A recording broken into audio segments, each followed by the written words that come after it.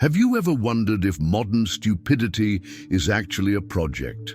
And what's more, are we heading toward a world where critical thinking is not only despised, but deliberately sabotaged? Machiavelli, over 500 years ago, already understood what few today realize. Power fears not brute force, but intelligence.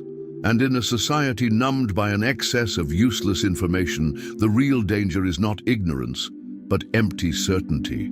We live in a time where questioning has become an offense.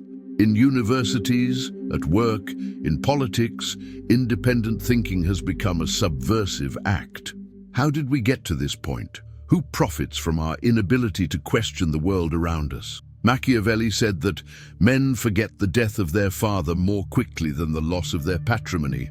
But what happens when the patrimony at stake is our own conscience? Criticism has gone from being an act of rebellion to an insignificant noise, drowned out by shallow opinions, memes, and slogans.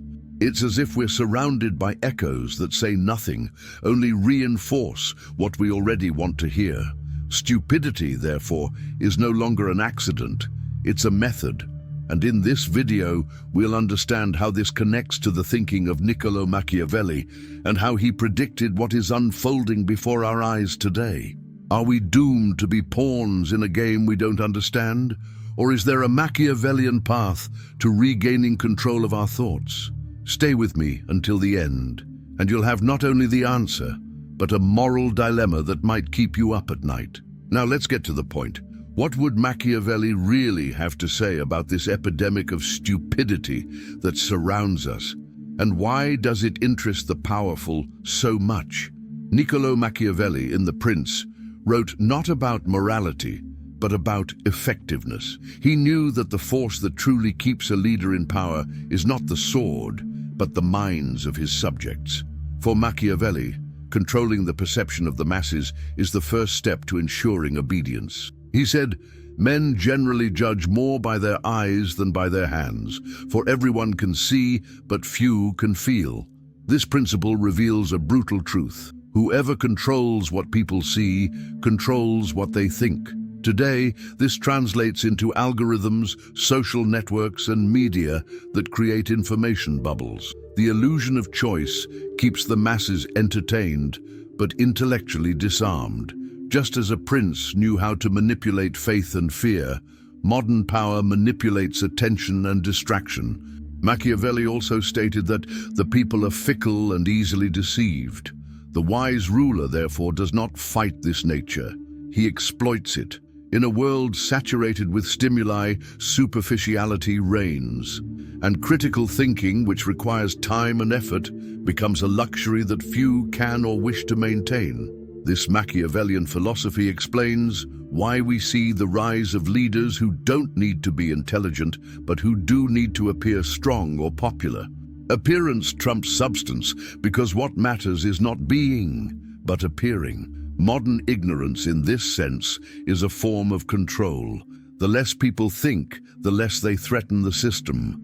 The big question that arises is, if Machiavelli saw the people as easily manipulated, is there any hope of escaping this fate? Or are we doomed to be led by an elite that knows us better than we know ourselves? If Machiavelli were alive today, he wouldn't be writing about princes on thrones, but about big tech CEOs, influencers, populist politicians, and owners of major media networks. This is the new court, formed not by nobles, but by those who command public attention. The Machiavellian game remains the same. Whoever controls what you see, controls how you think, and most importantly, what you don't think. The modern enemy is not the tyrant who oppresses with weapons, but the architect of the algorithm that decides what goes viral, what is censored, and what becomes irrelevant. The average citizen with a cell phone in hand feels informed, but in practice, they are captive to distraction, driven by a constant stream of irrelevance that prevents any deep reflection. This creates a society where the appearance of freedom is the new prison. We think we're in control because we choose what to consume, but we're not the ones who set the menu.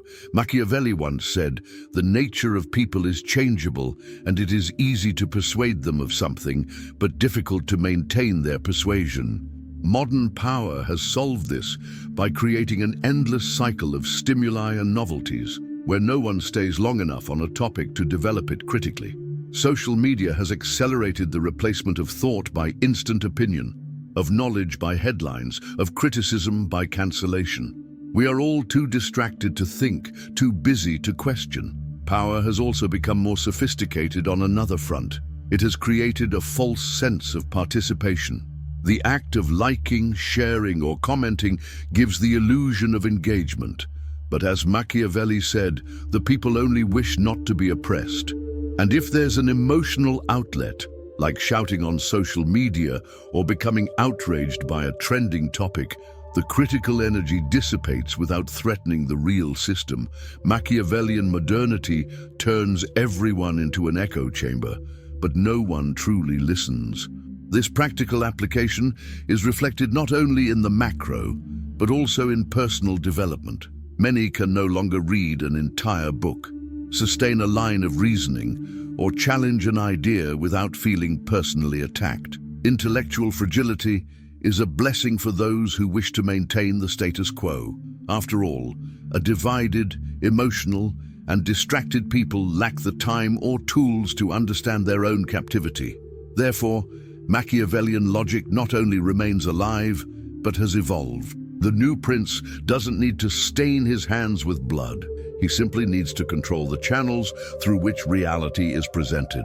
And the result is an army of subjects who believe themselves free, but who can't even suspect what they consume or what they believe they know. The most common mistake modern society makes in this scenario is to believe that the abundance of information has made us more intelligent. People confuse access with understanding. Today, anyone can research any topic in seconds, but that doesn't equate to wisdom. Machiavelli warned that men are so simple and so obedient to present needs that he who deceives will always find someone who allows himself to be deceived. Excess information, far from strengthening critical thinking, creates cognitive paralysis. Knowing a little about everything, but understanding nothing deeply. This superficiality is reflected in politics, culture, and social debates. Modern society believes it is evolving intellectually because it discusses everything constantly, but in reality it discusses poorly, shallowly, and emotionally. Complex issues are reduced to slogans or narrative battles. The ability to listen, consider, and refine one's thoughts has been replaced by the need for instant opinions on everything. Anyone who allows themselves to think differently, slowly, is quickly dismissed as alienated or complicit in evil. This is the triumph of stupidity, haste, superficiality, and hasty judgment. Furthermore, the most serious error is to believe that the collective intelligence of networks can replace individual critical thinking. Masses don't think, they react. Machiavelli knew this when he said that a prudent prince must base himself on what is his own, not on what belongs to others. Critical thinking cannot be outsourced to the collective because the collective operates through emotion, not reason. The crowd doesn't reason. It vibrates, it explodes, it cancels, and so any space for reflection is swallowed up by the noise. Another misconception lies in the belief that we are more evolved because we have access to science and technology, but science without reflection becomes dogma, and technology without ethics becomes a tool of manipulation. Modern stupidity is not simple ignorance, but prideful ignorance disguised as wisdom. Machiavelli would understand this well. There's no need to prevent people from learning. It's enough to give them the illusion that they already know everything. Thus, we continue to believe we live in the information age, when in fact, we inhabit the age of condoned misinformation.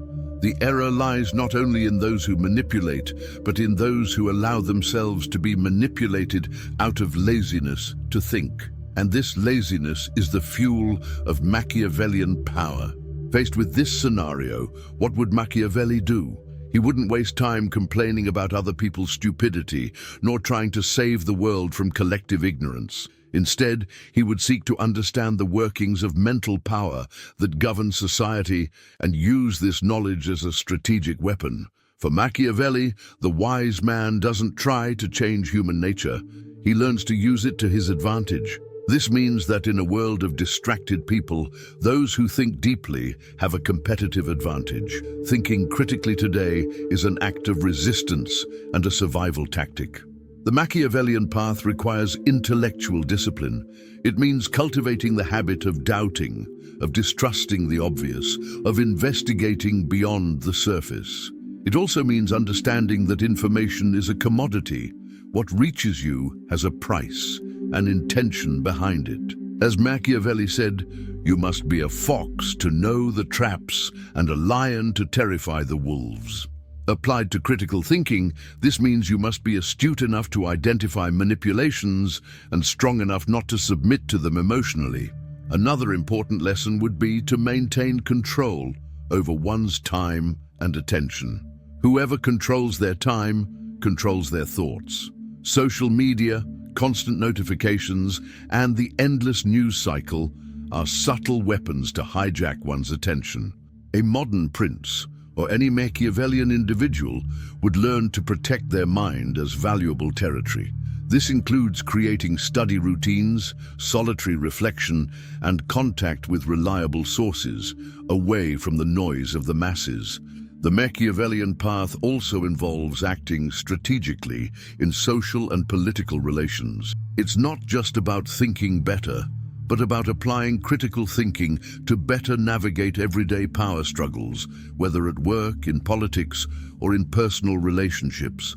Knowing who is manipulating, why they are manipulating, and how to resist without becoming a direct enemy is an art few master. And that's precisely why the few who do rule the world. In short, Machiavelli would teach us that critical thinking is not a naive virtue, but a tool of power. In a social environment saturated with lies and distractions, those who think deeply not only understand the game, they decide the rules. Collective stupidity is the breeding ground for power. Individual intelligence, well-trained and disciplined, is the only form of true freedom. And now I ask you, are you willing to think, or would you rather continue being thought of by others? You see, the greatest illusion of our time is to believe that we own our ideas, when in fact we are merely the product of others' ideas, carefully planted, repeated and recycled until they seem our own.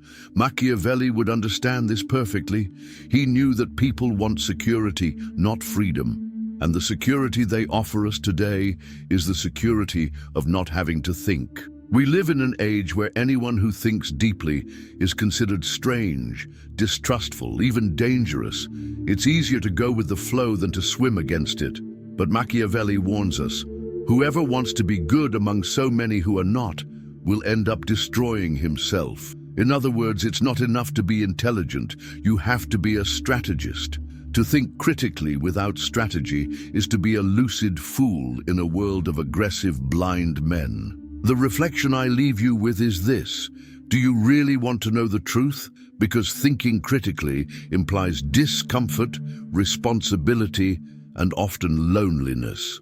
It requires giving up the immediate gratification of having an opinion on everything and accepting the burden of understanding the complexity of the world. Not everyone is ready for this. And perhaps this is the most important choice of your life: comfortable ignorance or uncomfortable lucidity. Ultimately, Machiavellianism's greatest lesson isn't about how to dominate others, but how not to be dominated. Those who think live autonomously. Those who don't think live on borrowed resources from the ideas, beliefs, and desires of others. What will you choose? If you've made it this far, you already know thinking is dangerous, but not thinking is fatal. So, which side will you be on?